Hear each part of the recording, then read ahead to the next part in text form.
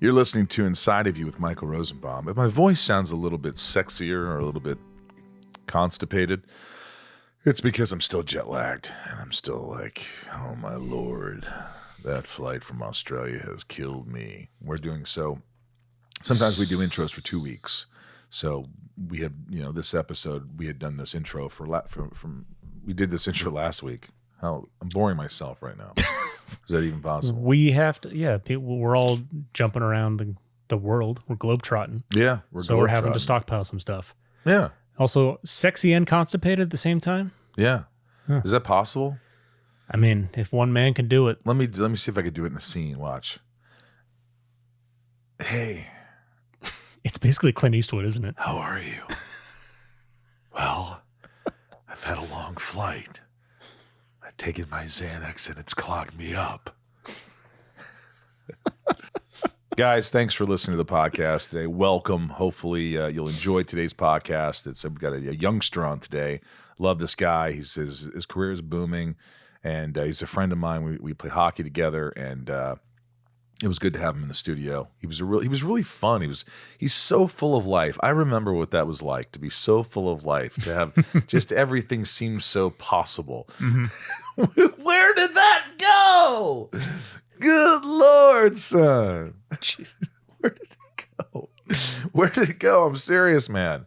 Before we get into that, big reminder, everyone. Tomorrow is the launch of Talkville. That's right, the Smallville Rewatch podcast that Tom Welling and I are doing. If you loved Smallville and you want to have a little revisiting where this all started, make sure you tune in Wednesday, July 13th to wherever you get your podcasts. And to get to see more cool stuff we're doing, head over to talkvillepodcast.com. That's TALKVILLE podcast, talkvillepodcast.com. Don't miss this, folks. Mark it down. This is going to be an adventure. Ryan will be there. I will be there. Talkville podcast. Oh. All right, back to the Inside of You podcast now. I just wanted to promote that. I've got a great episode today. This guy's career is really blossoming. That's all I could say. I'm excited that he's on the show. I think he was a really fun guest. I think you're going to have fun with him. He's charming. I love the stories about his family where his dad would just whip his ass.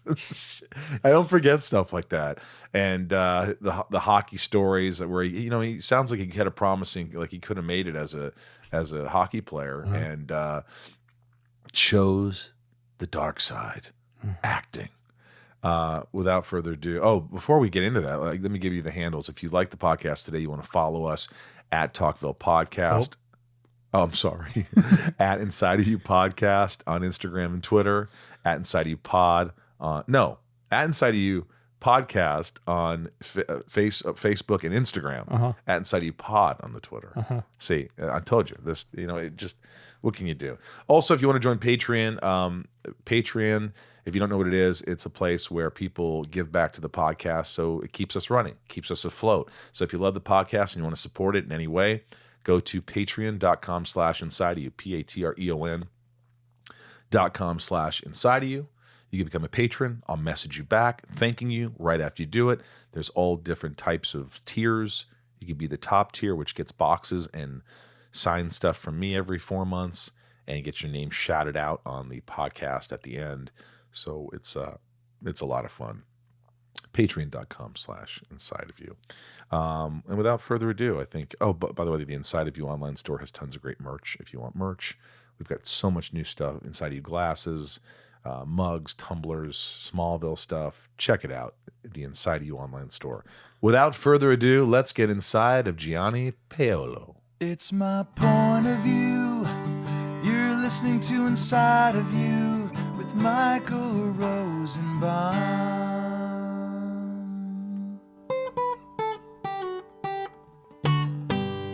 Inside of You with Michael Rosenbaum was not recorded in front of a live studio audience.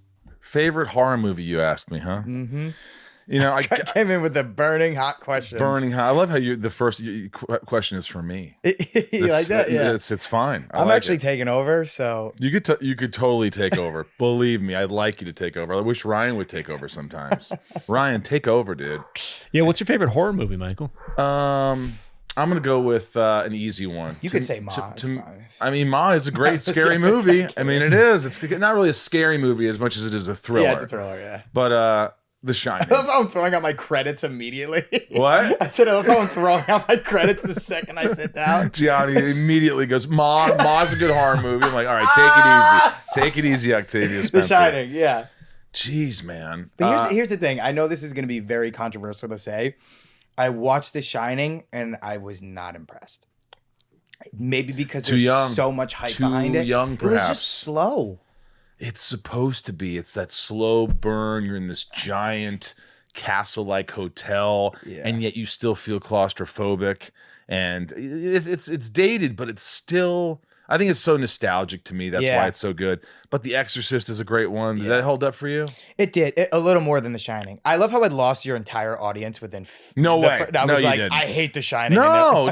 It's a different. Like, how old are you? 25. 25. Yeah. You're 25 years old. This movie came out.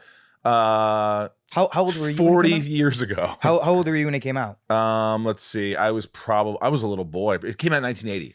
Yeah. So I was 8 years old. You were negative 25. Yeah, that's crazy. Have you seen The Shining, Ryan? I haven't seen it. You haven't seen The Shining? Wow. We got to have a screening at my house. Well, what's your favorite horror movie?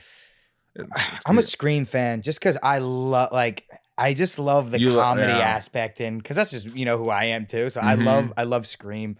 I'd have to go with that. Scream. Yeah. Scream's a great horror movie, but you can tell it's generational. Yeah. But I think it crosses generations because I think that was a huge movie successfully through every demographic. Mm-hmm. I think from like 15 to like 60, people are loving that freaking movie. Yeah. You know what's crazy is I'm looking at you and I'm like, this punk, I've known you. We played hockey together. Yeah. And then we met like 5 years ago? Something like that. And then you're working for Theo Vaughn on his podcast. Mm-hmm. And the next thing I know, you have more followers than I have.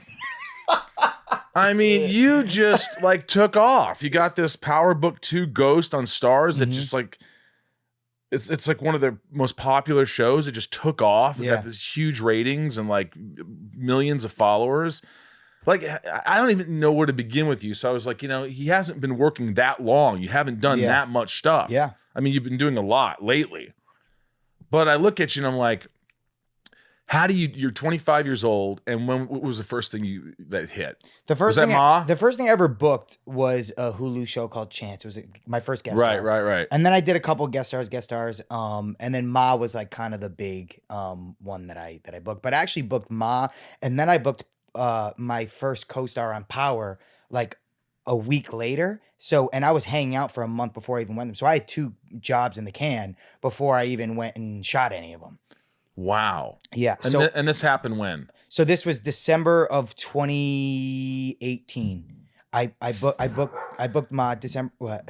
The gardeners. They came at this exact. I thought it was moment. your dog. I was like, well, that is my dog. Yeah. But the gardeners are outside. But go ahead. Yeah. So December 2018, I booked Ma and I booked Power right back to back. I went and filmed my first co-star. Not my first co-star, but my first day on Power, because originally I booked it as a co-star. Right. And then. So you had no idea that they were going to keep you around. No. So basically, what happened is I booked it as a co-star, and I had 2 scenes, and it was just an asshole, like rich white CW character. Right. So it was like a skeleton crew. I worked as a local hire, so I lost like $2,000. I flew myself in. Because they shoot that in New York. I obviously live here, but my family's from Rhode Island, so I was like, I'll make a trip out of it. Yeah. So I went Providence, right? Yeah, Providence, right? yeah. So I went to New York and we shot it.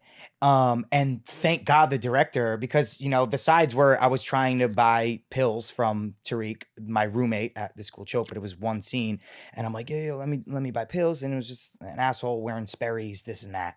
What are Sperry's? It's like boat shoes. It's like what every rich asshole from Nantucket wears. You know what I mean? Are those? Actually, in fact, yeah, these are fucking old Sperry's. Wearing Sperry's. Oh, they're no, but those are the sneakers. These are sneakers. They're not like boat shoes. They're not the boat shoes. Oh, I know what you're talking about. No laces. Yeah, it's it's terrible. Right. So I was gonna say I'm wearing Perry's, but no, the S just kind of came off the bottom. Yeah, no, those are cool. Those are sneakers. Yeah, those are all right. I like those. They're old. Yeah. So the director was like, okay, the next 2 takes are yours. Because I knew what I was there for. Like, I'm not trying to make it about myself, this and that. I go there, I do what I was supposed to do, and whatever. So she's like, next 2 takes are yours. So I just improv like crazy. I totally changed the character. I made him funny. I didn't make him an asshole, white character, this and that, which kind of is the way it was written. And I just changed it. And then, a couple months later when the show came out, that's what made the cut. And nothing that was originally written made it. So yeah, it was really well. How do you learn? Where did you learn to improvise? I did on stage at UCB and Groundlings for years. I performed pretty much at every indie improv show in LA for 3 years. So when she said the next 2 takes are yours, I was like, got it. I know what I need to do. But now, are you improvising with someone who knows what they're doing as well? My friend Michael has been on the show since he was 11 years old, so he never had to do any of that. So he knows how to improvise, but like I knew what I was bringing to the scene. It's not about, a lot of people when they improvise on set, they're like, how do I give myself more lines? And I know that's the downfall. That's the pit of death, because then they're like, it's like, how do you make this scene and this character better? How do you make the show better? Right. So that's the way I approached it. So then I got mature, way beyond your years, my friend. Yeah. And I was 21 at that point, 22. When I shot that. So then whatever, a couple months go by, I saw it, and then they called me and they said, oh, we wrote your whole storyline for season 6. So I was like, oh, dope. So I come back. And they're paying you more. They're flying you out now. They're flying me out. They're putting me up. All right. Everything. All right. Good. So they wrote me a whole storyline, and I show up, and the first person I see is 50 Cent at breakfast. And he comes up to me and he goes, we like keep doing what you're doing. We loved you. You killed it. And I was like, holy shit. Like 50 Cent. Yeah, he's one of the executive producers of the show. He was a main character on it for 4 seasons. So it was just, I was like, oh my God, that's crazy. And then the showrunner came up to me at the table read, which I was so nervous for. And because my first table read, she came up to me and she's like, keep doing what you're doing, improv, whatever you want, add whatever in. I know you know what you're doing. And that kind of gave me permission to just go. Because if the showrunner's coming up to you and say that. So it just became this whole thing. And do you improvise every episode you're in, every scene you're in? No, not every scene I'm in, because some of the more serious scenes are like exposition. Yeah, you don't need to do that. And I'm not like that where I'm like, I need to do this. Maybe sometimes in a take, I'll like switch a couple words around to make it feel a little fresh, because our writers are very collaborative like that. Right. But if it's comedy, like which my character does have a lot of that, I will have 4 or 5 different jokes ready to go to switch each scene. And they eat it up. Love it. They don't tell you to back off. They just say, keep it coming. Never, because I'll always do it as scripted at least one time, and then they have it, and then I want to go. Do you have a lot of lines for the most part in Ghost? Yeah, yeah, a lot. I mean, season 1 it was the biggest workload I've ever had. Oh, right. Season 2 it got a lot bigger. I was like, wow. And now season 3 it's like working every day. How do you, what's your work ethic? I mean, how long does it take you to learn lines? In the beginning? In the beginning, I run it like I used to run it like crazy. When you first get on a show, you're like, I need to show up with every single line. I need to know this.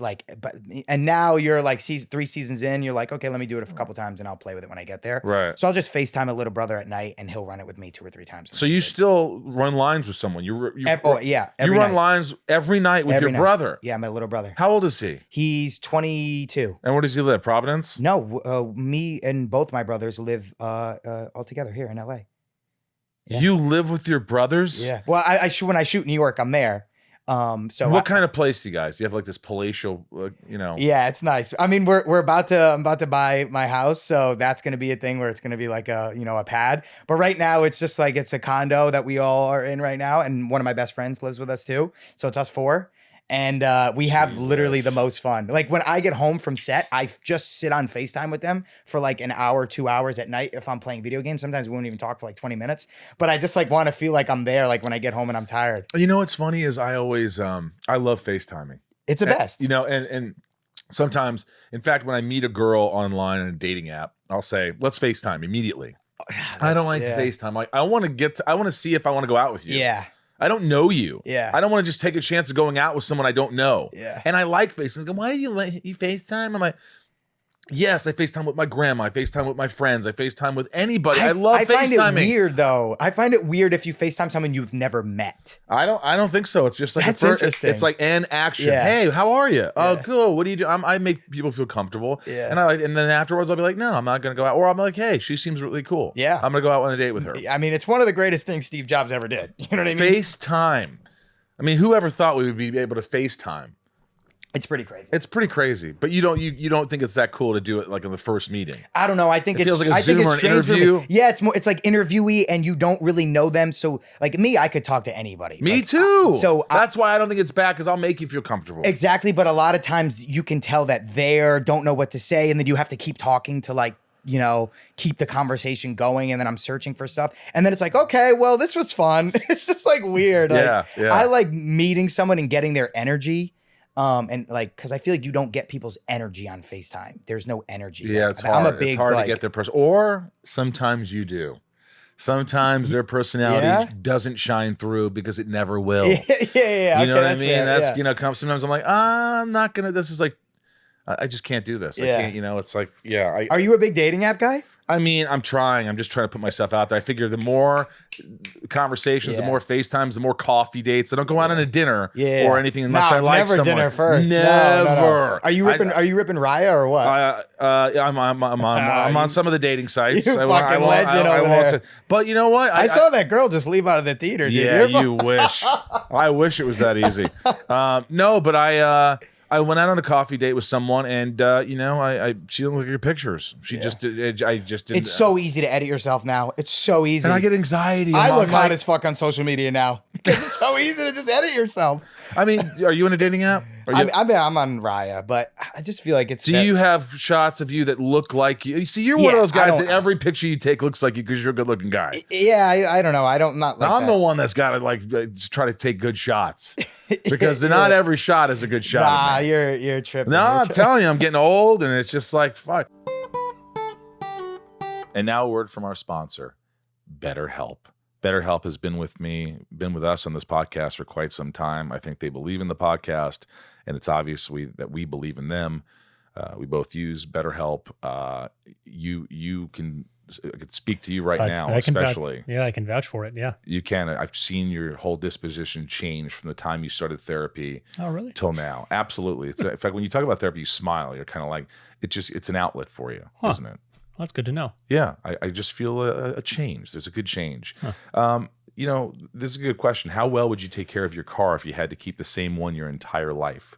Well, that's how our brains work. So why don't we treat them that way? How we take care of our minds affects how we experience life. So it is important to invest time and care into keeping them healthy.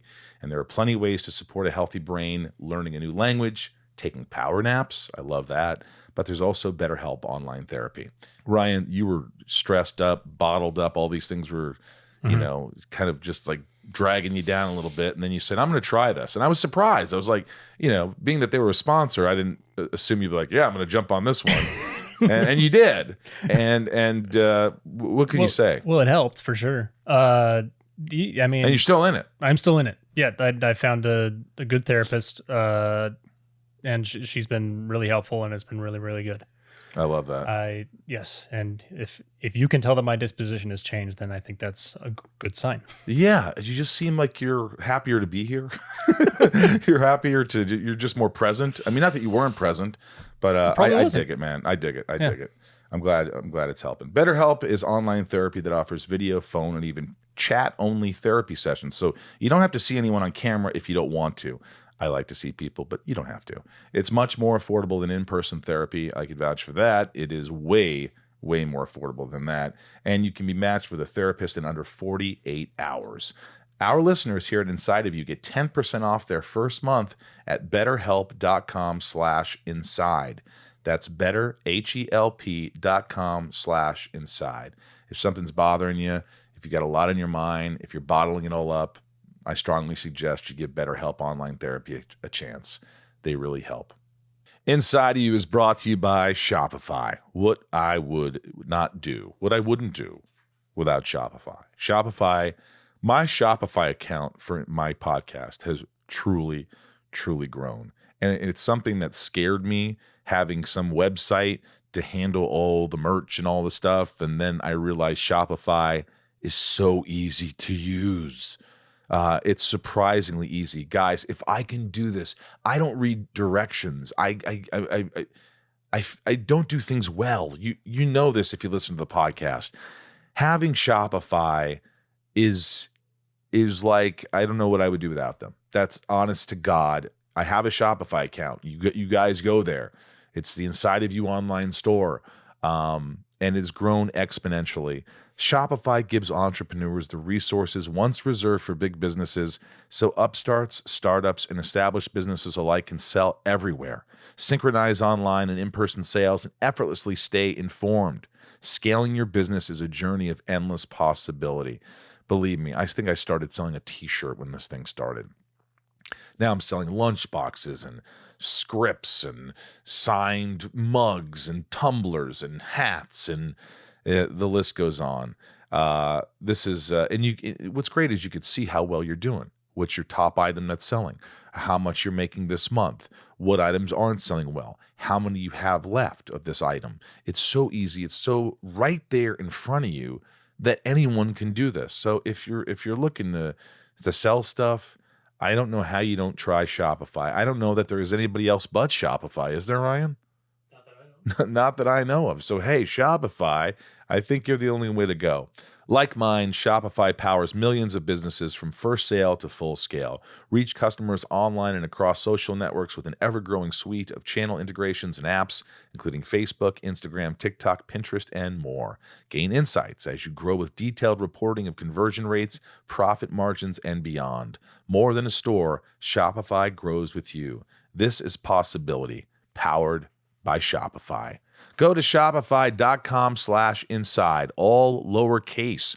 That's shopify.com/inside, all lowercase, for a free 14-day trial and get full access to Shopify's entire suite of features. Grow your business with Shopify today. Go to shopify.com/inside right now. Shopify.com/inside. Hey, you grew up in Providence. Yeah. And were your mom and dad together growing up? Yeah, they're still together. They're still together. Actually, so funny. My mom's out here now. She flew in last night, and my dad flies in Friday. So we're all. How old's your mom? My mom is 55. Jesus Christ. Yeah, 50. Your mom's 5 years older than me. How old's your dad? My dad's 52 or 51. Wow. Yeah. That's like my mom. My mom's 75. My dad's 70. Nice. So mom went after a younger guy. Nice. Now, did you have a pretty good upbringing? Yeah, I mean. So we weirdly, like, I grew up when I was real young. My dad had like $100 million.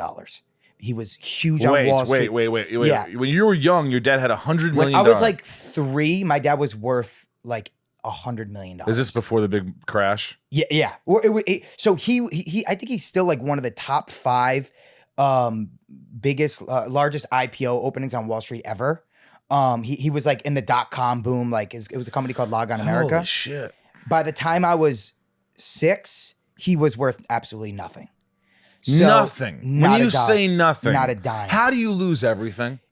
I'm not 100% sure, like, because it's still, I've never really had, that in-depth conversation about it. From what my understanding is, the company's stock was going down. He was 28, 30 or something like that. Jeez. So he's that young. The company stock was going down, and I think he was using his own money to buy more stock in the company to keep it up, which is legal, but it's not smart because you're buying your own business that's tanking. Right. So yeah, we had like we had things like we lived in this big house, but by the time I was 6, the lights were getting shut off. There was no the cars were getting repossessed. Like we were dead broke. We couldn't even eat dinner.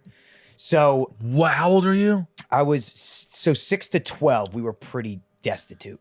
Really? Yeah. And then when I was 14 to 18 in high school, he had money again. He's like an entrepreneur, so he'll have a business and it'll be going well. Like and he became a millionaire again? Not a millionaire, but we he was were comfortable. Where I was like, we had vehicles, like he was able to get me a car, like stuff like that. So I'm super grateful from the way I grew up, because I experienced absolute poverty, and I experienced going. So you're humble. You were humbled, 100%. As were your parents. And I'm so grateful that that's what happened, because if my dad had $100 million when I was in high school, I wouldn't be. You'd here be right a now. wreck. I'd be a fucking nightmare. Were you a nightmare in high school? Were you kind of like a partier or party animal? So You played hockey. Yes.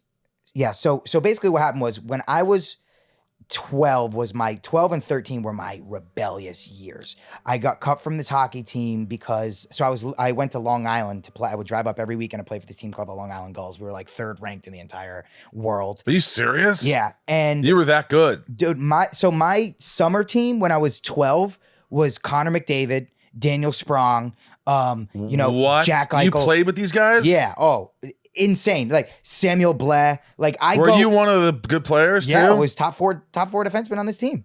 I think I played with almost one person on every NHL team right now. What? Yeah. So that was Anybody on the Rangers? Vetrano, Frankie Vetrano. Vetrano just got traded to the Rangers. Yep, Sorry if we're boring you with hockey. Yeah. But this is pretty intense. He's playing with elite players. So Yeah. we're gonna have to get to the question of why didn't you get there? Yeah. But go ahead. So Jimmy Vesey, he was my ticket plug before. was Brendan on there. Lemieux was my Yep, ticket plug he was on before. He's there. one of my closest friends in the world. So he just got traded to LA. So yeah, there was a lot of guys that on the Rangers. Yeah. And so what was it like in high school? So you were like, So when I was 12, I started selling weed and I got cut from this team and I was like, why'd you get cut? because I didn't live there, but then I didn't live on Long Island, so I didn't go to practices. I lived in Rhode Island. So for some reason, there was a new coach that came in and he just cut me and he's like, I don't even care. I don't care who this kid is. I want to make my own team. So he just cut me like a week before the season started. How old are you? 12 or 13. Oh my God. So then that's when I went through my rebellious years. I started hanging out with the wrong kids, selling drugs, doing this. So doing this that. was all sort of prepreation for the role that you're playing. Yeah, now exactly. That's why I feel like I play it so well because I've experienced lived all it. of this. Then I did my parents caught me. I got caught smoking weed. I got caught doing all this stuff. And I remember seeing the disappointment of my dad. My dad took me out to lunch and I remember him being like he didn't want to bring it up. He was like, what are we going to do about this?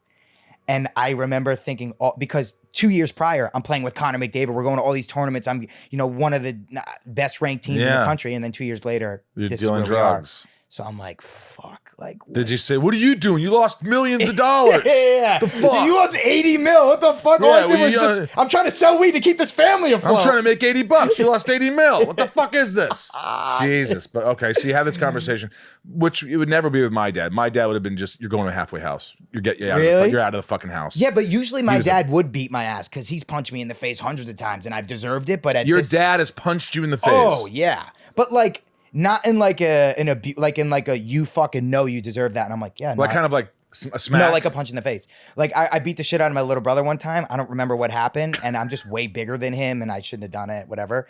And then my dad just came downstairs, drilled me once in the face. My nose is bleeding, all this stuff. And I remember him walking upstairs, and I was like, yeah, I fucking deserve that. Like, really? Yeah. So, I mean, I had great parents growing up, but I just, you just fall into the wrong crowd sometimes. Like, it's your surroundings. Was your dad a tough Italian guy that would get in fights at bars or getting? Not really, because he was a known businessman in Rhode Island, so he wouldn't really do that. But, he's got a lot of friends and people in Providence and Rhode Island, et cetera, et cetera. So you know how it goes. So what conversations did he was just like, hey, did you step up after that? Did you change the way? I 180'd because I saw how disappointed he was. So Hold on a second. See how loud this is now? Yeah. But honestly, it's so weird because that noise brings me happiness because it reminds me of being home. Oh, in really? Rhode Island. I love the leaf blower. You noise. love the leaf blower? Yeah, Well, we'll keep it in then, huh? Let's keep it in. But so you did a 180. Yeah. You listened to your dad, unlike a lot of other 14-year-olds or whatever the fuck. If he was like, you don't fucking this and that, I wouldn't have. But the way he did it, I was like, damn. Like, did he do it where you disrespected me? Or no, you not hurt my disrespected feelings? him. None of that. It was just more I'm like, hurt. I'm disappointed. Yeah, I'm like, I can't believe where we were 2 years ago, and now this is what you're doing, like this and that. And I was like, oh, fuck. Did you cry? I didn't cry, but I was like, Did he cry? No. No. Did Because your mom cry? It wasn't that serious. Who cried? No one cried. We were. My mom was pretty upset, but like, I don't think she ever cried.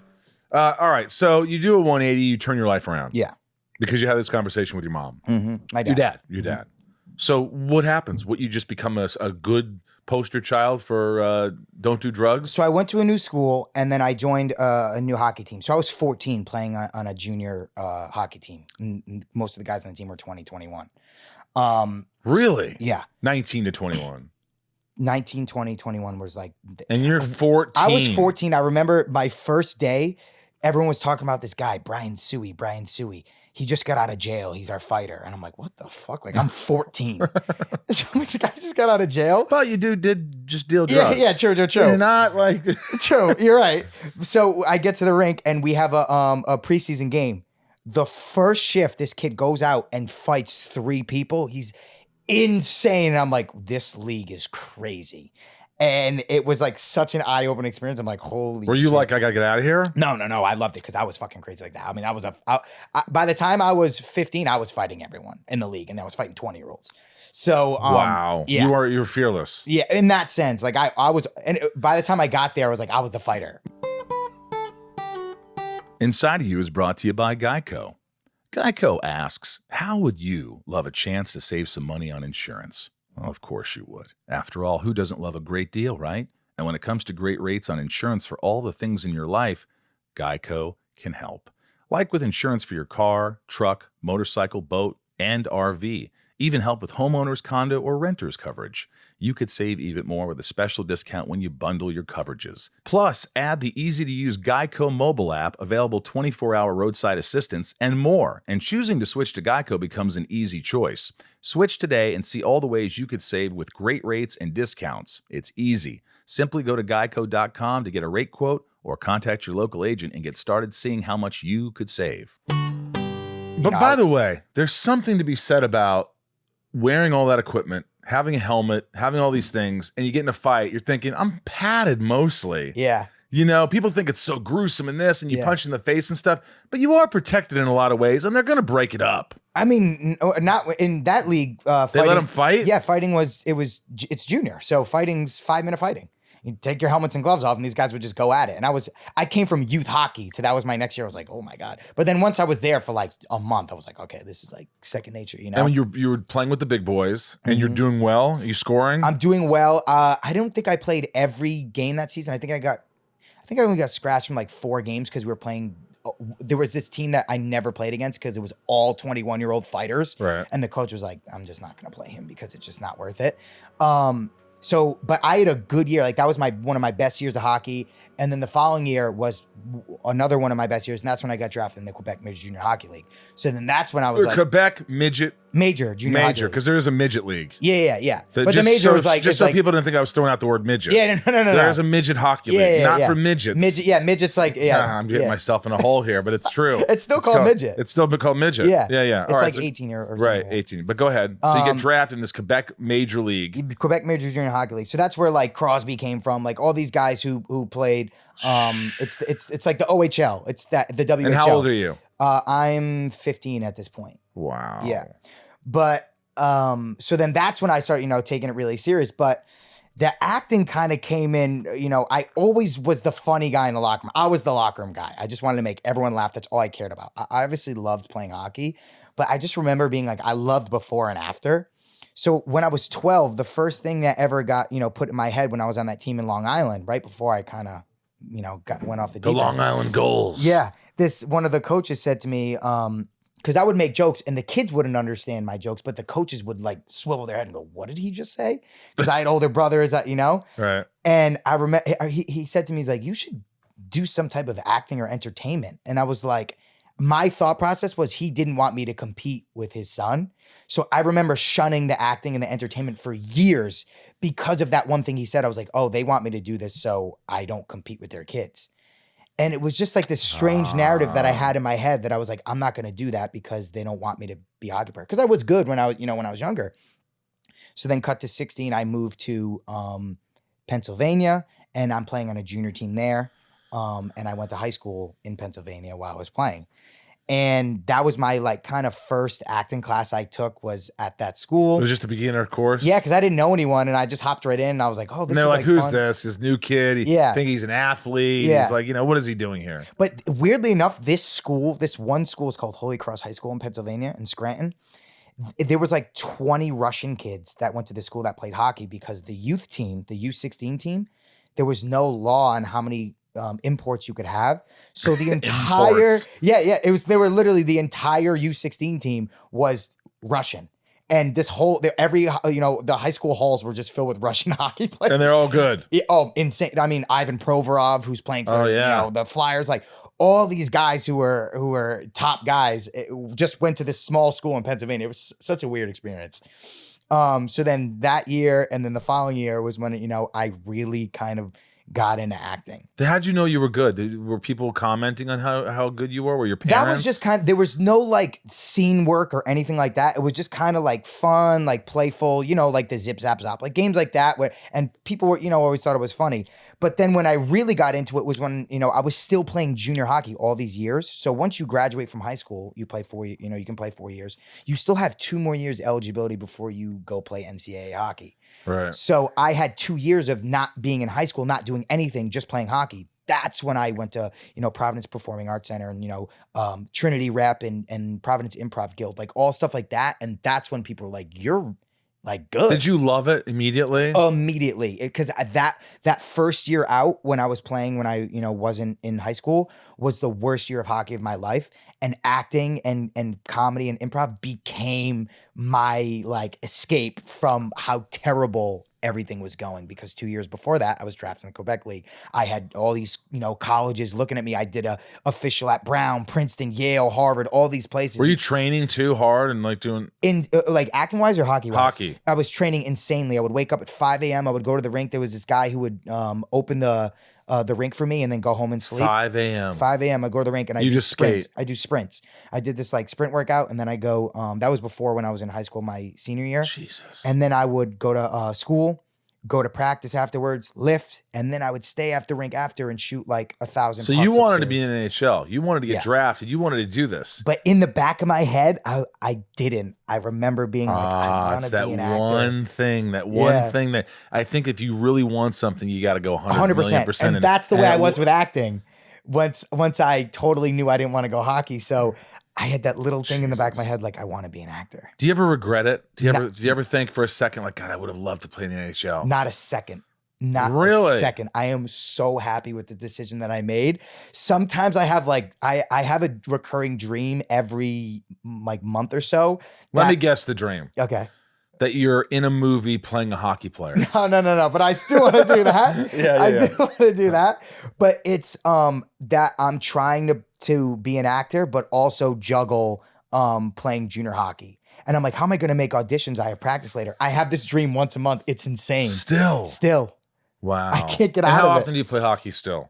When I'm in LA, I'll play Thursdays with Nat Faxon on the Culver team. All right, you got to let me know the next time you Please play. do. I want to play with you guys. And then when I'm in New York, I play roller on Monday night, so I'll play a little roller. I'll hurt myself. But yeah, I play once a week. Wow. Yeah. All right. So for all this, you're playing hockey. Acting's in the back of your mind. You're like, this is what I'm gravitating towards. This is what it is. When was it that you felt like that's it? I got it. I've got it. Like, what was the one thing? I hurt my shoulder my second year out of playing junior hockey, and I officially was like, I'm done. But I told my dad I was going to LA to rehab my shoulder. I was like, oh, I'm going to rehab my shoulder in LA. And he knew I was in, but he had no idea like what I really was going to do. I legitimately had like colleges that wanted me to go there and schools like Princeton and stuff like that. So my dad, that never even crossed his mind that I was. You could have gone to these schools too. Yeah. If I played one more year junior hockey. You were good enough. You would have excelled. Yeah. 100%. Right. So I moved to LA with my older brother and I found an agent within like the first week I was here. And I was like, I'm not going back. How'd you meet an agent? I set up How does one meet an agent? I set up an LA casting profile and this guy reached out to me and I immediately started auditioning. I mean, I wasn't. What was his name? His name was Adam Park. And you just went to his office? I went to his office. I remember I did a self-tape in like this, it's like this seedy outdoor area. He like didn't have, he was like a smaller agent. Right.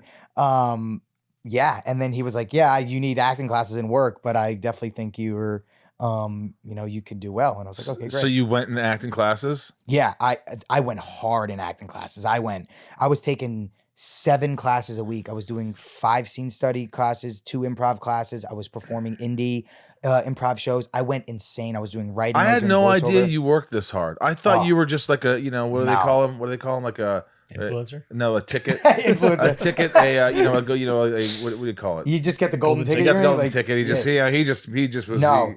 I grinded every second, every day. I would wake up at 5 a.m. I go to the gym. Then I go open the restaurant that I worked at. Then I would go to acting class at night. Then if I had, an audition, I would read sides at night. Like I was crazy. Everyone who knew me in acting class would say, this kid is insane. I had teachers telling me that I was working too hard. I was burning myself out. And I just remember being like, nope, I'm just going to get as good as I possibly can. So you would do these scenes and know the scenes inside out and give it 100%. And just like you could see that other people were giving maybe 20%, 50%, 70%. Yeah. Where you were the hardest working one in there. By far. And you And stand by that. And so that's kind of what made me show up to auditions and being like, I deserve this more than everybody else because I put in 20,000 times of work. That's your mentality even today, going into auditions. You're like, I deserve this. I'm going to get this role. You're not. Everything. Yep. It's a competition. Yeah. You don't get nervous when you go into an audition? I used to a little bit, but now I love it. I love auditioning. Are you always prepared? Yes, always. Always know your lines. Always off book, no matter what. One time I wasn't off book because I was too obsessed with being off book. And then one of my friends was like, go into this audition and don't memorize anything and just show how much it doesn't matter. So I was like, okay, cool. Like And you got it. No, I didn't get it. It was the one show that I shouldn't have done it for. It was for General Hospital.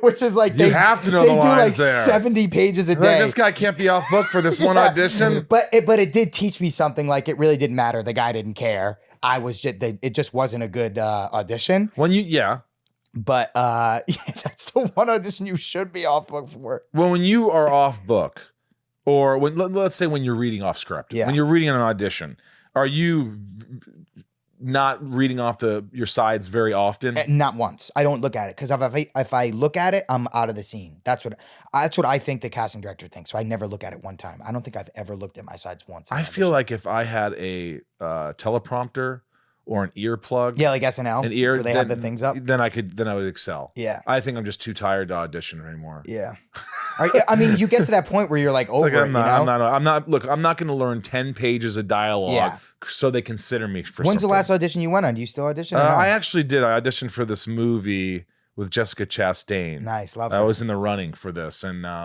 so I auditioned for that, and that was like a month ago or so. Nice. But I don't really, I mean, but look, I appreciate the work. I mean, you're 25, you're hungry, you're going out there, you're going to get it. Where do you see yourself? Do you want to be the guy who's at the Academy Awards? Do you want to be considered a serious actor? What is it you want? Or are you just having fun and go, hey, I just have fun and I love being an entertainer and it's my passion. This is the funnest job in the world that I could possibly think of. Like I have fun every day. I get on set. I try and make everyone laugh, the crew. Like it's the best job in the world. Yeah. It's also the hardest because everyone wants to do it. But when you book a job, like everything's so fun. Yeah. I see myself a little bit more like, Mark Wahlberg-esque. I could see that, can't you? I can totally see that. Like I want to do serious stuff, but like I don't need to be the guy that's like, I work, at the Academy Awards. That's not me. I'm not like a Hollywood type guy. Like I just you're a guy. You play hockey. Yeah, I like having fun. You hang out with your friends. You hang out with your brother. Eventually, I see myself at that level. Of Mark Wahlberg, of being that, but not at a place where like I'm Joaquin Phoenix or Christian Bale and I'm losing 900 pounds for a role. Like it's just like that's just not fun for me. I follow the fun, and that's not fun for me. Do you still get starstruck at all? I'm trying to think the last time. It's weird because I sadly like haven't. Octavia Spencer, you had to get a little bit in the beginning, right? When you did Ma. Yeah, when I first went in for that chemistry read, I was so nervous. And there was like 8 people. And I remember walking in, the first thing she said to me was, "Oh, damn, we got a young Tom Cruise." And I remember being like, "Oh, I'm good. I'm Really? Yeah, I remember. You knew she liked you. Everything went away. Which I still she literally texted me yesterday, a screenshot Marlon Brando. She goes, "This is literally you." Because you do have a resemblance to Brando. Yeah. And I was like, "Let's do this movie." And she's like, "Say less. Let's get it going." So I would love to do a Marlon Brando biopic. That'd be so cool. I could see it. Yeah. I could see. Look at him. Yeah. Yeah. Yeah. I bet that would make your parents happy too. Yeah. Do they love what you're doing? Do they love It's it? so funny because at first my dad hated it. He was like, no, this and that. My mom was like more the type of go chase your dreams. And then he was on a red carpet with 50 Cent. He's like, all right, this is pretty cool. It's like he was for it immediately. Wow. Yeah. He knew 50 Cent. No, he knew. Yeah, he knows who 50 Cent. I mean, I grew up like since I was real young. I actually posted a picture on Instagram like a couple weeks ago. It was me 6 years old at a hockey tournament in Las Vegas, and I have a G Unit T-shirt on. 6 years old. I listened to Eminem when I was like 5, 6, 7, 8. I think that's why I was so crazy because all this music and I was listening to NWA and Method Man, like all these people when I was that Public young. Enemy. Everything. Fight the power. Yep. Remember that song? Yeah, all right. Do you ever text with 50 Cent? We sometimes, I mean, he's a little bit more, he's kind of in a tiff with Starz about what's going on with his shows. So, Really? yes, because he, I don't really know the logistics of it. So he doesn't come to set like he used to. He used to come all the time. But right now, he's got his other stuff going on. So we used to talk more. But I mean, he's so supportive. He's always so nice. Every time he comes to set, he's like, make videos, do whatever. Like we have so much fun. But yeah, I wish the relationship was like it used to be when I was Power season 6, because he was happy as a clam. He had 4 spinoffs with them, this and that. Yeah, what is this? It's Power Book. First it was Power. Yeah, so I was on Power originally. And then Power Book 2. And then Power Ghost. Book 2 is just a continuation of Power. And then there's Power Book 3. Power Book 3, Raising Kanan, is a prequel of 50 Cent's character because he died. It's a prequel of him growing up. And then Power Book 4, Force. Yes, that's my buddy Tommy Flanagan. Yeah, I love Tommy Flanagan. Tommy was just on the podcast. Was he? Yeah, he was great. I don't fucking do these, Rosie, but I'm going to do it for you. I love him He's so great. much. He's so fantastic. I love you him worked with him? No, but I'm just a huge Sons of Anarchy fan. Yeah, he's great. So yeah, that's Force. So that's a character that was originally in Power. He escaped the feds and went to Chicago, and that's his story there. Wow. Yeah. So how many episodes of this have you done since Power and then Power Book? I did probably 35 at this point. 35. Yeah. And how many more? I mean, they wanted to go for a long time. Like how long did you sign on for? 7 years, I think. But So I mean, they could just get you. They sign they you could on. kill you off at any time. Yeah, but they sign you on Yeah. forever. Yeah. I mean, that's a long time. But nowadays, you're only doing, what, 8 to 10 episodes a season? Yeah, it's 10 episodes. And you work like, what, 4 months, 6 months? 6 months, yeah. It's 6 because it's our drama in New York. It's not easy. Is it hard work? It's hard work. Are you because- exhausted by the end of the days? Yes, I'm exhausted middle day. I'm like, oh fuck, am I gonna get? Because I'm also like high comedy and this and that, and then some scenes I'll have this. There's a lot of physical stuff you need to do, running, fighting, like whatever, crazy shit. So that's a lot of work, but a lot, like, since we're dealing drugs, we'll shoot in bad areas and in Brooklyn and Queens, night shoots all the time. It's freezing cold. It's hard. It's always fucking cold in New York. It's hard work. Sorry for the F-bomb. It is. My dad lives there, and I'm like, Dad, it's either too freaking hot or freezing for 7 months a year. Anybody who loves New York, I like to visit now every once in a while, but I can't live there. I used to live there, and I'm from New York, so don't badmouth me. I'm a big fan of the Mets, Knicks, Rangers, Giants, but I'm telling you, New York's always effing cold. Yeah. Always. And it used to be, our schedule used to be October to April, but since COVID, it's now pushed to January to July. So you still get some warm months. Right. But yeah, it is hard work sometimes. I'm like, oh my God. Like, and then I talk to people who, I have a friend who's on the Connors, and she's like, yeah, we shoot on the stage and like CBS, like it's warm out. It's hard. I'm like, what? It's like, it's hard. You're a sitcom. You go in and you do one, you know what I mean? You do a day of rehearsal and then you shoot the live show. Like, we're shooting from 6 o'clock at night to 6 in the morning, night shoots in snowing weather. Oh God. It's and rough. what do you, and at the same time, don't you train every day? Yeah, I go to the gym every single day for hours. How do you do it? And you box. Yeah, I box. I do jiu-jitsu. I do Muay Thai. I love it. Is boxing, does that keep you in shape more than any other sport, you think? It doesn't keep, I think it would help your cardio, but for me, when I boxed a lot, it made me look too small.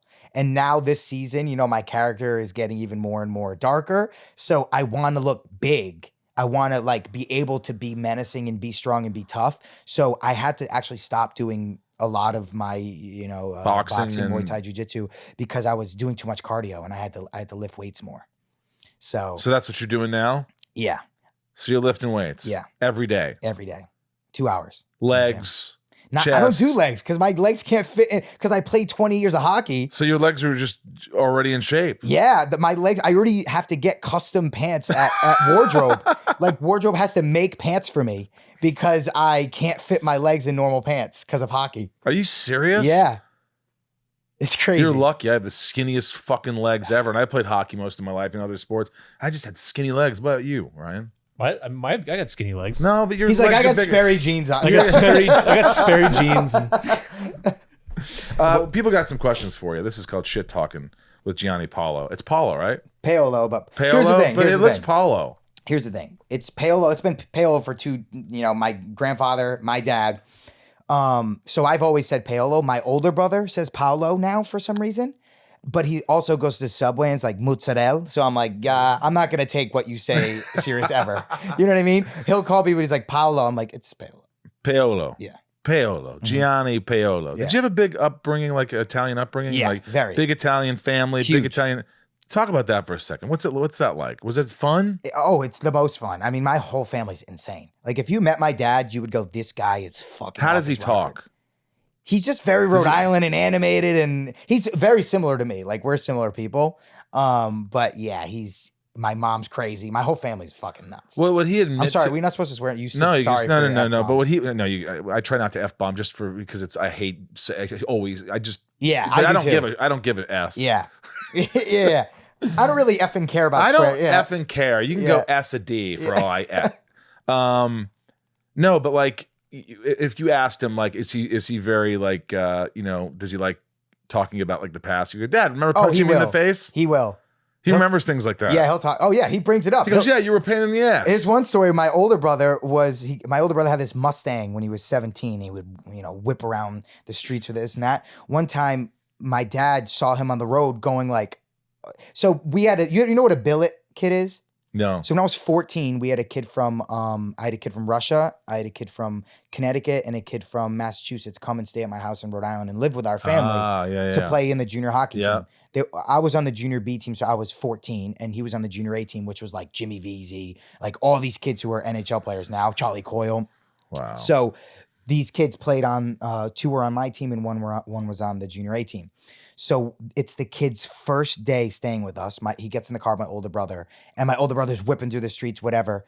It's nighttime, so my brother didn't really see my dad. So my dad starts following him through the streets, and he's flashing his lights. My older brother's like, who the hell is this? So he stops at the stop sign.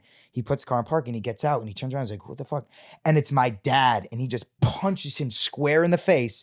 Don't ever drive like that on these streets, this and that. Punch him square in the face. He's bleeding. He gets back in the car, and I'm really close with the kid who used to live with us. So I remember him Kid's like, he's like horrified. He's like, I have to live with his family for the next 8 months. oh my God. Yeah, it was like silence in the car. And my older brother's like just bleeding all over the place. I love how you like Italians. I have a friend, Tommy Caprio, and he always talks about, oh yeah, we used to get beatings all the time. Yeah. My dad would beat me, he'd beat my little brother Joey. It's like, we deserved it. We got beat. 100%. And people are like, nowadays, you don't touch your kids. You Yeah. don't hit your kids. I disagree with that. Because Yeah. you do. Yeah, I disagree with that. I mean, I just, But do you think that a father should punch his son square in the face? I would say every situation is different. Right, But for right. us, 100%, we were little assholes. And you could take a punch. Easily. Was he a big guy? Yeah, my dad's pretty ripped. Like, he's a pretty big dude. And he'd go full punch? Full punch. Did anyone ever stand up and punch him back? No. Oh, no. Even to this day, you wouldn't do that it. would be it. Nope. Never. He'd kill you? Yeah, he'd kill us. Never. But you think that And now he has a carry, so he's always got a gun on him. I'm like, I'm good. he carries a gun? Yeah, because he does security now. He does like security. He has this company called Skypath Security where they go and they do threat assessments in like schools and stuff like that. Right. So he always has a gun on him. I'm like, I'm good. You think that like in a childhood like this, I mean, you seem pretty freaking normal with all the stuff you did. But like, I think that's why I am normal. It's like the kids who had like Hollywood childhoods, like they're fucking insane. yeah, they're like they grow their hair out so they Yeah. look like Brad Pitt or something, and they just give them a skateboard and they all act like assholes and Yeah. they I don't go to even private care, schools. Mom. I don't like, even care. I'm not listening to you, and they're Yeah. smoking pot at like Yeah. 9. Think about the economic state of the world, like just stuff like Yeah, that. I'm like, that wasn't garbage. me. Yeah. So you really like appreciate your parents. Oh yeah.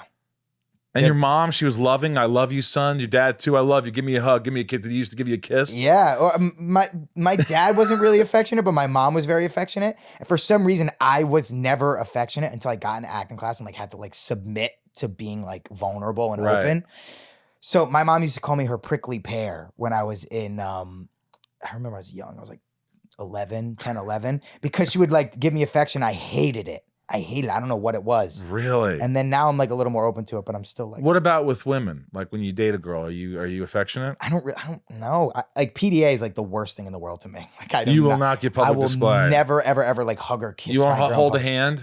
It's like. And they hate it because you won't. Yeah, I just do not like it. I want everybody to know I'm your girl. Yeah. Come on. Yeah, and I struggle, and I'm not a relationship guy at all. I struggle. Well, you're 25. You don't really need to think about that right now. In fact, I don't think you need to worry about it for 10 years. Yeah, agreed. You just don't. Agreed. Like, focus on your life. Focus on your career. Do you get any anxiety ever? Do you ever get anxiety or any depression, or you've never really experienced? You seem like such a happy guy that nothing really affects you. Obviously, I do. Like, I go through it, but I'm just so motivated, and I have so much fun, and I'm grateful for my life.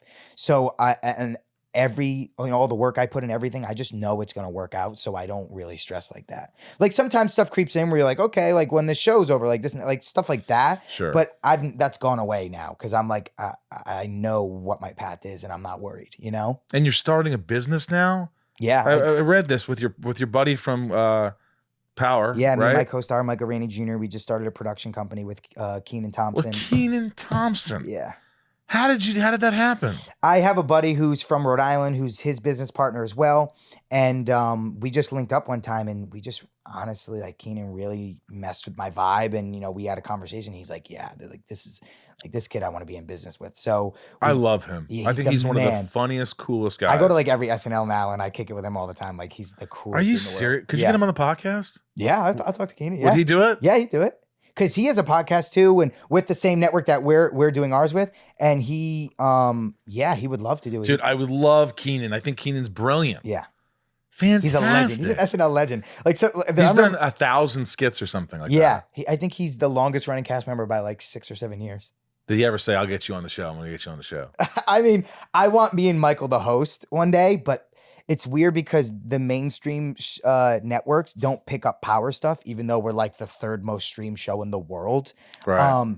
It's like the stuff that we get picked up is like, hip hop stuff, XXL magazine, like, which is dope. Like that's everything I love growing up. But I'm like, I wish these mainstream like networks would, mess with us. You know what though? You end up doing a different show. Yeah. And then you appeal to those people. And you get everyone. And then the other people. Yeah. And you're appealing to everybody. Yeah. That's kind of the goal. Yeah. Get on something a little more commercial, but in it with a different audience. Agreed. And I agree. That's how you do it. All right. This is called Shit Talking with Gianni Paolo, as he calls himself. Not his brother. That's the way to do it. These are my patrons, my lovable patrons who support the podcast, to give back, to keep the podcast afloat. I love you guys. Go to patreon.com/inside of you. So Little Lisa says, who's on your bucket list to meet? Conor McGregor. Conor McGregor. Yeah. I don't like those commercials he does. The Irish whiskey ones. Yeah, it looks like he's nervous. Yeah, he is nervous. He probably is. Yeah. It's funny because someone like that goes into a ring with someone and has no nerves at all, and then they get on camera and they're like, isn't that something someone could twisted? Kill you. What would you say to him if you met him? I don't know. Like, I don't really have any starstruck people with like music or acting much anymore. But I think him like that. I've looked up. I think he's just a badass. He's just a badass. He's cool. He's made so much money doing what he loves too. And I don't know. He doesn't give a. He's fearless. He doesn't give a shit. He'll still show up places, and he still like fights people. And I don't know.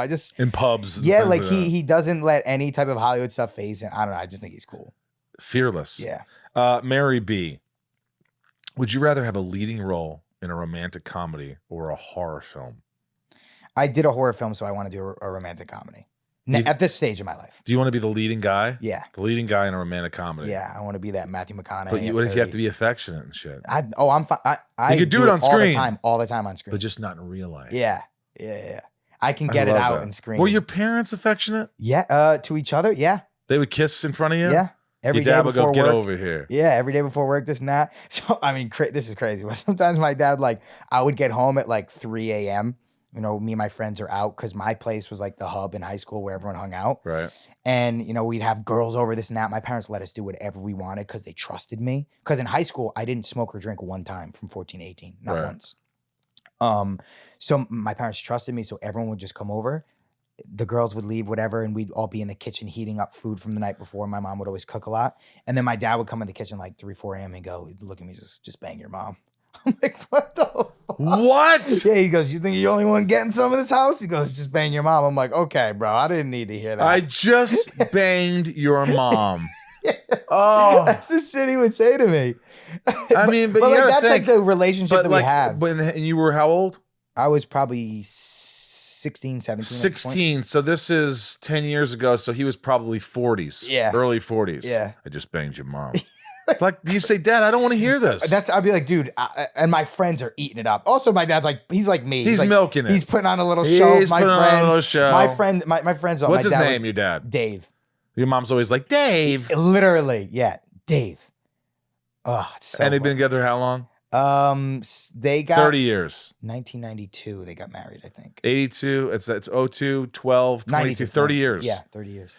Dana S., are you a fan of your own show, Power and the Book of Ghost? If so, how crazy were the major deaths in the show? They knocked me out. I didn't watch any Power before I was on it, and then I finished shooting the original Power, and then I watched it all in like 4 days, and I was like, I'm on this show. This is everything I've ever wanted to do. It's insane. It's like guns, drugs, you know, murder, this and that. Like it's everything I wanted to do. The way I look, I'm like, I'm gonna be a vampire forever. You know what I mean? So I'm like, oh no, this is great. And yeah, Ghost. I mean, it's everything I've ever wanted to do. Wow. I love that. It's so great to be on a show that you really love. Every script comes in, I'm like, oh my There's God. What do we nothing get to worse. do? There's nothing worse than being on a show that you're like, oh. Have you experienced that? Yeah, I've been on shows that I just feel like people don't care as much around Yeah. you. There's not much enthusiasm. You know, it just feels like it's not as exciting. Yeah. But then I've been on things that are really exciting. Yeah. You know, I've been on a couple of things. The scripts come out and everyone's like, oh my God. Like I read it the second I get it and everyone's like, who dies, who dies, who dies? Like that's the way it is. So everyone's always enthusiastic. I've never been on a show where, you know, I'll probably get there, but like where I'm just like, I don't really care. I love it. Like I love being on Power. I love it. Raj, are there specific movies or TV shows that inspired you to pursue an acting career? What I was watching when I did move out to LA, I was Sons of Anarchy. I was like, I thought I was Jax Teller. I almost got a motorcycle when I got here. Like I don't like motorcycles. I don't either. They're so dangerous. I know I sound like a grandpa, but it's like it's not you I'm worried about. It's like the people around you when you're riding a motorcycle. Yeah. You know, I don't want to have to worry about the things that I can't control. Exactly. And it always freaks me out. Yeah. You always hear about these accidents. I know. It's scary. People always are getting hit. My dad just got a motorcycle like a month ago. Are you serious? I swear to He's God. 55 and he I just swear got to God, one? he got a Harley. 50. Yeah. And what do you say to him? Dad, be careful. I'm just like, what? Like, why? Like, why do you need a motorcycle? He's crazy. He like sounds a little crazy. He's like 25 stuck in a 55-year-old guy's body. My God. He must love what you're doing though now. Oh, yeah. He just loves it. We went to the Ranger game. They put me up on the I saw that. Yeah, they put me up on the thing and he was like trying to like get in. I'm like, it's like he had his Sky Pass security hoodie on and he's like trying to get it in on the thing. I'm Are like, you serious? yeah, he's crazy. You go to as many Ranger games as you want? Yeah, they give us tickets. Why is that? So Power is like a staple New York show. Like when I'm in LA, So when you're in New York, people recognize you. insane. I can't even walk to the gym in the morning. It like I work out, you know, kind of 10 blocks from where I am. It's insane. I can't even walk down. Are the you street. serious? Gotta put a hood on because I'm like, this is crazy. When I get in LA, no one gives a shit. I mean, it's still a huge fan base, but it's also LA, so no one cares anyways. But when I'm in New York, like I can't go anywhere. You're signing autographs constantly, taking pictures constantly. It's just such a New York show, so everyone in New York watches it. Jesus. Isn't that Everywhere we go, crazy? we get comped. I don't think I've ever paid for anything in New York City. It's crazy. Wow, dude. That's amazing. Yeah. Leanne, what's your favorite type of role to play and why? Or maybe you haven't even played that role yet. Yeah, what I'm doing right now, I like being a badass. Like it's just cool. I mean, I eventually get to a place where that'll change, and I want to do something else because everyone always gets there as an actor, where the grass is always greener. All right. But right now, it's what I'm doing now. Which Andy T, when did you know that you wanted to pursue an acting career? We talked about that. Yeah. But you were playing hockey. Yeah. And you thought I gave you the smaller, smaller version, version. but yeah, when I was around like 10 or 11. Jesus, man. What about you? How old were you when you were like? I think I did I started liking it in high school. Yeah. I took a drama class. Did you do it for girls? Because that's what a lot of people. No, I just didn't fit in anywhere else. And then Yeah. I remember I was in drama class, and it was drama. It was just drama class. So freshman year you took drama, sophomore year you took drama, third year you took drama. Finally, my teacher said, "Listen, I'm not going to allow you to take drama your senior year unless you audition for a play." Oh, I see. So and you I just said, wouldn't- "Oh, I was too nervous." yeah. So finally, I go, "Okay," and I auditioned for Vince Fontaine in Greece, Did you get it? and I got it. Nice. And that's what Nice. did it for me. But to this day, I still never. I'm always been nervous, and I think part of that helps me. Yeah. And part of that hurts me. Yeah. But it's like you get that nervous energy, you get that But when I'm in the zone, Yeah. when I really know something, I really love something, I really feel like there's no feeling like that. Yeah. See, I struggled my first year auditioning because everything I went in for was confident jock, good looking guy, this and that. And I always struggled because I wasn't confident in auditioning. I was confident in life, but when I would go in the audition, so I never embodied the confidence because that's what I had to play. So I'm like, what the fuck? They're always giving me confident.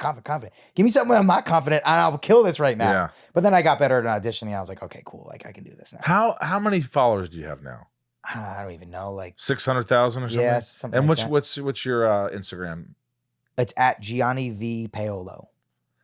I'm telling you, I looked on there one day and it was like you had 30,000 followers, Yeah. and it seems like the next day you had 600 and some thousand. Yeah, it was after season 2 of Ghost when I just started, really being. Were you just implemented in the going crazy? Like, oh my God, look at all these people following me. Yeah, I mean, we also had like this little back and forth with that went crazy viral. It's the 50s other show called Black Mafia Family BMF. It's on Starz, and all those guys were shitting on our show. So we started shitting on their show on social media. So then the Shade Room picked it up. Like, What do you mean shitting on your show? Like they would just be like, "Oh, we have the #1 rated show," which isn't true. We have the #1 rated show on Starz.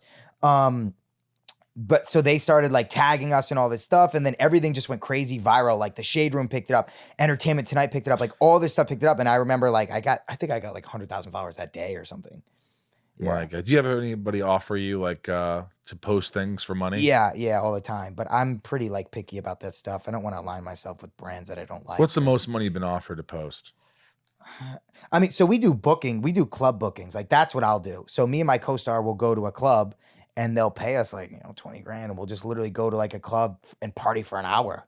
And 20 grand for you to just hang out at a club? Yeah. Ryan, are you hearing this? yeah, it's pretty. Nobody asked me to come to a club for 20 grand. It's just our show. Like that's our they'll come out and see us because people are it's like hip hop culture, this and that. Like and you get mobbed in there? it's insane. I've never. They give you a table in the we back. We have armed security guards with us at all times. Like it's crazy.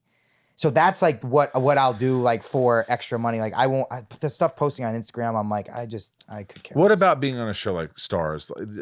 Do they pay you well? Yeah. They do. Yeah. Was it good pay right away, or did you have to negotiate for that? Because they probably tried to take advantage of you in the beginning. They did, but I knew how I was already written in the storyline, so I was like, I'm gonna stand firm. That was the mistake they made. Yeah, I'm gonna stand firm.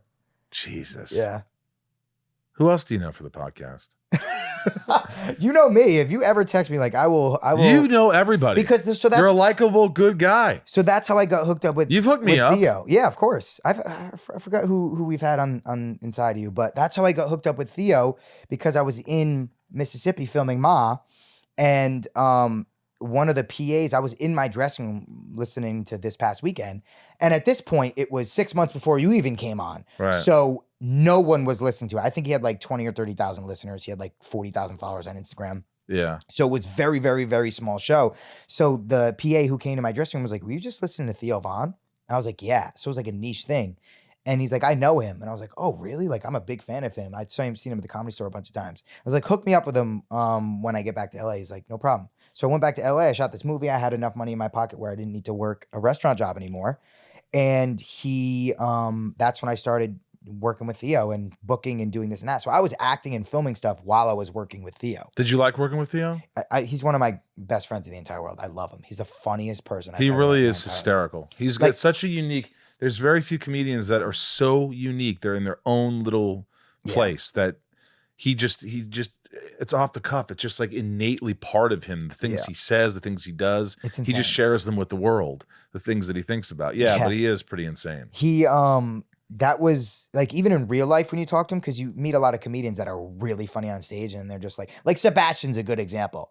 I've had tons of conversations with Sebastian Maniscalco. He's just not that guy to try and, you know, riff in person. He's very normal, but on stage, he's a murderer. Right. Theo's a murderer on stage. He's funnier off stage when he can say stuff that he can't say on stage. You're like, oh my God. Like stuff that you would not believe. I'm like, this guy's insane. He's so funny. He's insane. Yeah. Have you seen him just destroy it in front of thousands of people? Yeah, I went on tour with him a couple months ago before I started filming. And yeah, I was on the God mic. I was like, Theo Von! Like we just have really anytime Theo's has a show anywhere near I am, I'll fly out and go see him. Like we just have such a good relationship. That's great. I have a lot of love for him. I'm gonna go see him on Saturday. He's at that Netflix is a Joke festival. Oh, really? Yeah. So what's next?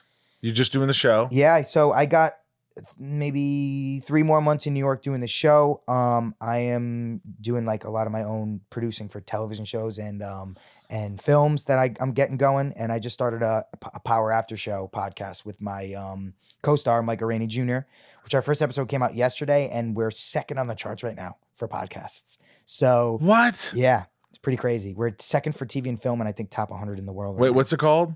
It's called The Crew Has It with Mike Rainey Jr. and Gianni Paolo. And we just take all the shows because it's such a big universe. So we're going to take all the actors from all the shows, have them come in. We'll talk about episodes, this and that. There's so many shows. So it's like, why not have a little hub for it? That's the way to do it. Yeah. They're doing it with a lot of shows now. Yep. Kind of rewatch shows. Yeah. Yeah. That's what we're doing. So it killed it yesterday. So I'm super excited. Like I just love doing this. I love it. You got such a great, your personality, your energy. There's no wonder why you have so much success, and you deserve it, man. Thank you. I love seeing good people do good things, and do things that make them happy. Yeah. So, hey, dude, thanks for allowing me to be inside of you today. Of course. This has been a real treat. Are you going to get inside of me after you got inside of me after this? Well, whatever you want. Whatever you want, buddy. We'll see what happens. Dude, thanks so much, man. Thanks, Mike. I appreciate it. All right, dude. It's awesome. I'm jealous. I am too. I am. I'm jealous of him. I am too. I'm jealous that he's so good looking and he's talented and he's so happy. Yeah. I want to be that happy. Don't we all want to be that happy? And sometimes we hate happy people, but that's wrong. No. You should look at that and go, good for them. Yeah. And of course, I don't hate Gianni. I love that he's happy. He's a good dude. I root for people, and I root for a guy like him because he's got a great heart. And I really mean that. And I want everybody to be happy. But also, I think it's just that you're envious that I want to feel that, whatever you're feeling. I want to hang out with you. I want to, I want to dress like you. I want to drive in your fancy car. And I just love the guy. Hey, man, Gianni, you're a good dude, man. I thank you for being on the show, on the podcast. Check out all his stuff. I think you'll enjoy it. What else we got here? We got Talkville, the big podcast tomorrow. Mm-hmm. Talkville. It's exciting The stuff. Smallville Rewatch podcast tomorrow. Guys, make sure you tune in, subscribe, become a Patreon if you want. It's going to be a ride. It's a lot of work on this end, but we're having fun. Ryan, you having a good time on it? I'm having a good time. Yeah, it's watching it for the first time. I know, it's cool to see your perspective on things. It really is cool. It's actually cool to see my perspective on things like now, after not seeing the show for so many years. Yeah. And I hadn't seen a lot of episodes. So when I'm watching these episodes, I have no clue what's going to happen. I'm just like you, except I'm in them. And I'm at times going, oh my gosh, why did you make that choice? How's Clark going to get out of this one? I wonder if he will. I wonder. The show will be over if he doesn't get out of it. Anyway, Talkville tomorrow. So tell me what you think. And there's also a hotline you can call and leave messages. Make sure they're short with your questions, and we'll try to get you on the air, but we can only afford to put on a couple unless they're just fantastic questions, unless you just ask something that no one's ever asked before.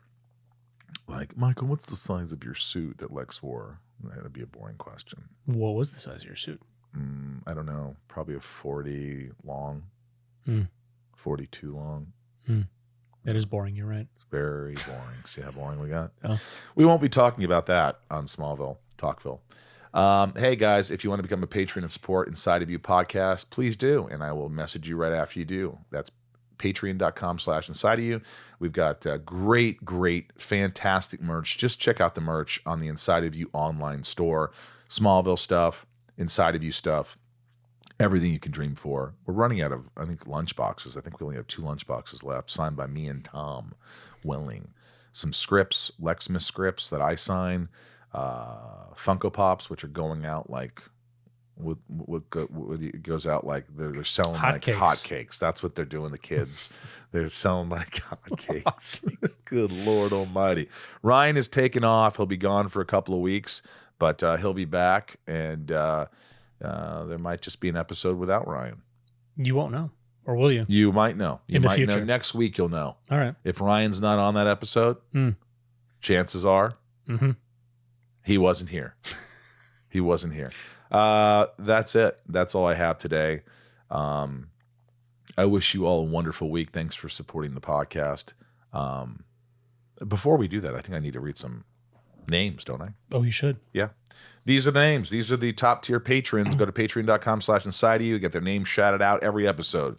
Nancy D, Leah, S, Sarah, V, Little, Lisa, Yukiko, Jill, E, Brian, H, Nico, P, Robert, B, Jason, W, Kristen, K, Raj, C, Joshua, D, CJ, P, Jennifer, N, Stacy, L, Jamal, F, Janelle, B, Kimberly, E, Mike, E, Eldon, Supremo, 99, More, Ra, Mira, Santiago, M, Chad, D, W, correct, Leanne, P, Janine, R, Maya, P, Maddie, S, Belinda, N, Chris, H, Dave, H, Sheila, G, Brad, D, Ray, H, Tabitha, T, Tom, N, Liliana, A, Talia, T, C, M, fuck, Betsy, D, Chad. D, Just remember Chad, L, and Mira, Rochelle. Chad, Rochelle, L, and Rochelle. Chad, L, and Rochelle, Marion, Meg, C, K, K. Trav, L, Dan, N, Big, Stevie, W, and Angel. M, Correct. Rhiannon, C, Corey, F, K, Corey K. Corey K. Let's think of something you remember that. Corey K. Corey can do it any way she wants. Or he With can a, do with it. a K. Super. Sam, Dev. Nexon, Michelle. K, A. A, Just remember Michelle. A, not K. Jeremy. I don't know, R, C. Uh. Andy. F. T. Cody.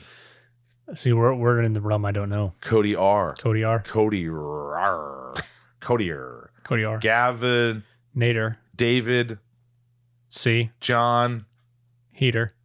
I don't know what that is. B. John B. Brandy. L, D. Brandy. Just remember Brandy. Brandy D, Yeah. Vor, Camille. S, Correct. The. C, Joey. Fatone, M, Correct. Willie. Nelson, How about Willie Felson? Willie Felson. Will that help you? Yeah. David And Goliath, H. All right. David H. David H. Just remember David Hyde Pierce. H. David H. All right. Do you hear that? I think I farted. Design. I don't know. OTG. You don't know what you do. Eugene Levy, and Leah, Chris. Remember Chris Pratt or Chris Chris Pine? P, Chris P. Nikki. Remember Glazer. Nikki G. Nikki G. Corey. Just Corey. Not cool. Katie B. Remember Katie Berry instead of Katy Perry. Will that help you? Sure. Nicole. Patricia. Heather L. Remember Heather Locklear? Lear. Yeah. Is it Locklear? Locklear. Yeah. Jake B. Remember Jake Busey? That's no, easy. But all right. James B. Maybe James Bunn instead of James Yeah. Gunn. All right. Bobbitt. Sure. Megan T. Uh-huh. Megan drinks tea. Megan T. Mel S. Orlando C. Orlando Kloom. John B. Yutch. Caroline R. Robbie. Just Robbie. Uh-huh. Paul C. Christine S., Sarah S., Eric H., Spring, Jennifer R., Shane R., Emma R., Mark M., Jeremy V., Andrew M., Robert G., Zatoichi77, Andreas N., Alexandra, and Chris R. Those are the top tiers. Ryan, you did a spectacular job There are a today. lot more. Are there more? Yeah. There's a lot of names that I do not recognize. Yeah, well, there's some good names, some good newbies. Thank you for joining Patreon. I appreciate it. If you want to join Patreon, go to patreon.com/inside of you. Thank you for listening to the podcast. Thank you for allowing me to be inside of all of you today. It means a ton. I went to Australia, and I couldn't believe the amount of love that was given to this podcast and how it helps so many people. And it gives me purpose. So you give me purpose. Thanks for sticking with me and putting up with me and all my little idiosyncrasies and faults and everything else. Thank you. Thank you. From the Hollywood Hills in California, I am Michael Rosenbaum. I'm Ryan Tails. And we love you. Be good to yourself. Thank you for allowing me to be inside of each and every one of you. And until next week, much love to you. Be good to yourself.